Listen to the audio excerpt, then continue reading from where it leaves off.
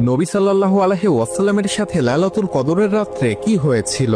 নবী সাল্লাল্লাহু আলাইহি ওয়াসাল্লামের বয়স যখন 40 বছরে পৌঁছালো, তখন মক্কাবাসীরা সবাই মূর্তি পূজা ও অসামাজিক কাজে লিপ্ত থাকত। সমাজের এমন অন্যায় অশান্তি দেখে নবী সাল্লাল্লাহু আলাইহি ওয়াসাল্লাম মক্কার নূর পাহাড়ে হেরা গুহার মধ্যে বসে একাকিত্ব সময় কাটাতে লাগলেন। তিনি বসে থেকে জীবন ও সৃষ্টির উদ্দেশ্য নিয়ে ভাবতেন। এইভাবেই রমজান মাস চলে আসলো।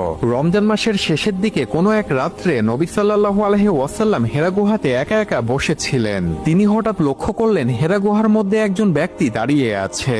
নবী সাল্লাল্লাহু আলাইহি ওয়াসাল্লাম সে ব্যক্তিকে দেখে চমকে গেলেন এবং ব্যক্তিটি কাছে এসে বলল, ইকরা, পড়ো তোমার প্রভুর নামে। তখন নবী সাল্লাল্লাহু আলাইহি ওয়াসাল্লাম বললেন, আমি তো পড়তে পারি না। তখন সে ব্যক্তিটি নবী সাল্লাল্লাহু আলাইহি ওয়াসাল্লামকে শক্ত করে জড়িয়ে ধরলেন এবং ছেড়ে দিলেন। ছেড়ে দিয়ে আবারও বললেন, ইকরা। নবী সাল্লাল্লাহু আলাইহি ওয়াসাল্লাম আবারও বললেন, আমি তো পড়তে জানি না।